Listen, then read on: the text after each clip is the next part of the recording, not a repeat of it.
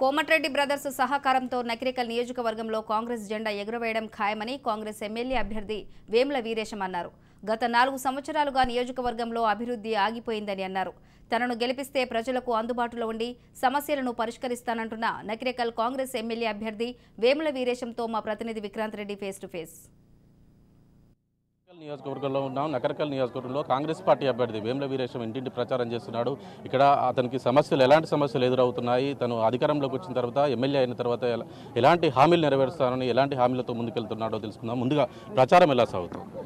ప్రచారం అద్భుతంగా ఉంది. ప్రజల్లో అద్భుతమైనటువంటి స్పందన ఉంది. 6 గ్యారెంటీలను ప్రజలు విశ్వసిస్తున్నారు, నమ్ముతారు. 100% రేపు కాంగ్రెస్ పార్టీకి ఓటు వేయడానికి ప్రజలు సిద్ధంగా ఉన్నారు. ఏ విధమైన హామీలతో ముందుకెళ్తున్నారు మీరు? కేవలం ఆ 6 హామీలైనా ఇక్కడ నియోజకవర్గ సమస్యలు ఎలా ఉన్నాయి? అంటే 6 గ్యారెంటీలు అనేటువంటిది రాష్ట్ర వ్యాప్తంగా రేపు కాంగ్రెస్ పార్టీ అధికారంలోకి వస్తే అమలు చేసేటువంటి గ్యారెంటీలు. ఆ గ్యారెంటీలు ప్రజల జీవితాల్లో మార్పులు తీసుకొచ్చేటువంటి గ్యారెంటీలు. ఈ నియోజకవర్గానికి వచ్చేసేటప్పటికి గెలిచినటువంటి ఎమ్మెల్యే గడిచిన 5 సంవత్సరాలుగా ఈ అభివృద్ధి కోసమే పార్టీ మారినని చెప్తున్నటువంటి ఎమ్మెల్యే ఈ ప్రాంత ప్రజలకు చేసిన అభివృద్ధి శూన్యం. ఆల్రెడీ రన్నింగ్లో ఉండేటువంటి పనుల్ని ప్రాజెక్టును కూడా పూర్తి పిలాపల్లి ధర్మారెడ్డిని పూర్తి చేయలేకపోయిండు. అట్లాగే ఐటిపాముల లిఫ్ట్ను పూర్తి చేయలేకపోయిండు. బ్రాహ్మణవెల్లంలో ప్రాజెక్టును చేయలేకపోయిండు. గంధమల్ల బస్మాపూర్ ద్వారా వచ్చేటువంటి 50,000 ఎకరాలకు రావాల్సిన నీళ్ళని తేయలేకపోయిండు. పాత రాచకాల ఎరవకాలను పూర్తి చేయలేకపోయిండు. ఏ ప్రాజెక్టు ఏ పని కూడా చేసింది శూన్యం. కాబట్టి ఇవన్నిటిని కూడా ప్రజలు గమనిస్తారు. మేము మూసీలో గురుకుల పాఠశాల స్లాపులు లేచి 19.5 కోట్లతోని మూసీలో గురుకుల పాఠశాల కొత్త బిల్డింగ్ను శాంక్షన్ చేయించాం. అది కూడా స్లాప్ల కన్నా ఆగిపోయినాయి. డబుల్ బెడ్రూమ్ ఇండ్లు చిట్యాల్లో 250 స్టార్ట్ చేసినాం. కొంత పిల్లర్స్ వరకు లేచి ఉండే స్లాపులు పిల్లర్స్ అక్కడనే ఆగిపోయినాయి. గతంలో 5 సంవత్సరాలు ఎమ్మెల్యేగా ఉన్నారు. ఎలాంటి అభివృద్ధి చేశారు?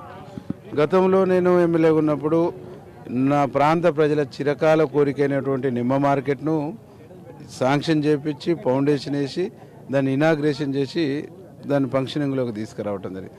బ్రాహ్మణ వెల్లంలో ఆగిపోయినటువంటి పనుల్ని 95% పైచిలకు పూర్తి చేసినాం. ఆ తర్వాత ఇప్పుడు ఉన్నటువంటి ఎమ్మెల్యే 1 కిలోమీటర్న్నర సిమెంట్ లైనింగ్ మాత్రమే చేసి అయ్యింది అన్నటువంటి పద్ధతిలో చెప్పిండు. అది అయ్యింది లేదు. లెఫ్ట్ రైట్ కెనాల్కు ల్యాండ్ అక్విజిషన్ జరగలేదు, నీళ్ళు ఇవ్వలేదు. తన నెత్తిన నీళ్లు పోసుకుని కానీ చుక్క నీళ్లు ప్రజలకి వేయలేదు. చివరికి ఆ చెరువు నింపిన గ్రౌండ్ వాటర్ అన్న పెరిగి బోర్లు బావుల్లో ఊట పెరిగేటువంటి అవకాశం ఉంది. అది కూడా ఆ తర్వాత నీకు పిలాయపల్లి ధర్మారెడ్డికి 200 కోట్ల పైచిలకు నిధులు తీసుకొచ్చి పనులు ప్రారంభించి పనులు ఆన్గోయింగ్లో ఉండే అవి కూడా ఈరోజు పూర్తి చేయలేదు. అంటే ఇరిగేషన్ రంగంలో ఐటిపాముల లిఫ్ట్ శాంక్షన్ చేయించినాం. 5 ఏళ్ళు అయింది ఫౌండేషన్ కొట్టడానికి. నేను 28వ తారీఖు కాంగ్రెస్లో చేరితే 29 కొట్టాను. కాబట్టి నా పీరియడ్లో అయినటువంటి అభివృద్ధి తప్ప ఇప్పుడు అభివృద్ధి అనేది శూన్యం. సిపిఐతో పొత్తు ఉంది. ఇప్పటికే ఎలాంటి ప్రభావం ఉండబోతుంది? ఇక్కడ సిపిఐ ప్రభావం ఉందా? మీకు సహకరిస్తారా? సిపిఐ రావణపేటలో ఉంది, నార్కట్పల్లి మండలంలో పల్లెపాడు మిగతా గ్రామాల్లో ఉంది, చిట్యాల్లో కూడా కొన్ని గ్రామాలలో ఉంది. తప్పకుండా ఉన్న వరకు సిపిఐ ఓట్ బ్యాంకు 100% మాకు ట్రాన్స్ఫర్ అవుతుంది. ఇప్పటికే కాంగ్రెస్ పార్టీలో ఎమ్మెల్యే అభ్యర్థి ఆశించి భంగపడ్డటువంటి నేతలు ఉన్నారు. వాళ్ళని కలుపుకొని పోతున్నారా? మీకు సహకరిస్తున్నారా?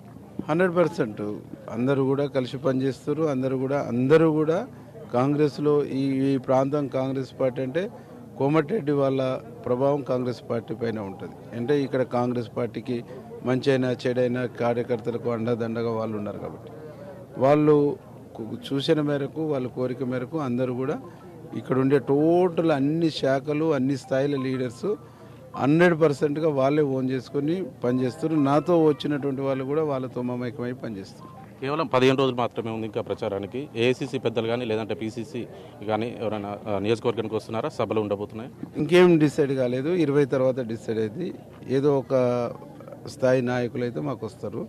ఎవరు లేకుండా మా సంబంధించినటువంటి మా ఎంపీ గారు, మా రాజగోపాల్ రెడ్డి గారు వీళ్ళు వచ్చేసిన ఈ నియోజకవర్గానికి సరిపోద్ది. ఒకవేళ ఏఐసిసి నుంచి పెద్దలు ఎవరు వచ్చేసినా దానికి సంబంధించినటువంటి కార్యకర్తలు స్వచ్ఛందంగా వచ్చేసి ఆ ప్రోగ్రామ్ సక్సెస్ చేయడానికి కూడా మా కాడ సిద్ధంగా ఉన్నారు. గెలుపోటపై మీ అంచనా ఏంటి? గెలిస్తే ఎంత మెజార్టీతో గెలవబోతున్నారు? అంటే ప్రజలు గెలవడం ఖాయము. ప్రజలు భారీ మెజార్టీ ఇస్తారనేటువంటి నమ్మకం, విశ్వాసం నాకుంది. వేముల వీరేశానికి ఎందుకు ఓటేయాలంటే చివరిగా ఏం చెప్తారు?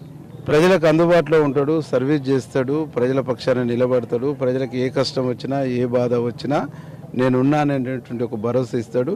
ఎంత క్లిష్ట పరిస్థితి అయినా ఎంత ప్రాణాపాయంలో ప్రజలున్నా వాళ్ళని కాపాడుకోవటానిలో ముందుంటాడు. కాబట్టి నాకు ఓటేయమని చెప్పేసి అడుగుతాను.